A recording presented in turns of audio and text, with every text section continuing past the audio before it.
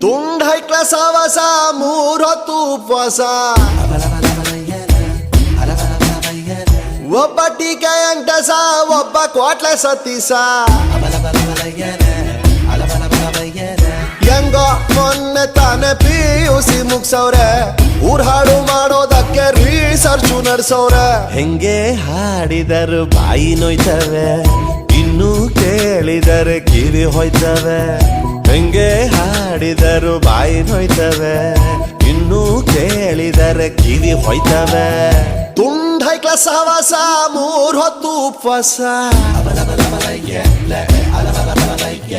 ಒಬ್ಬ ಟೀಕೆ ಅಂಟಸ ಒಬ್ಬ ಕ್ವಾಟ್ಲೆ ಸತೀಸ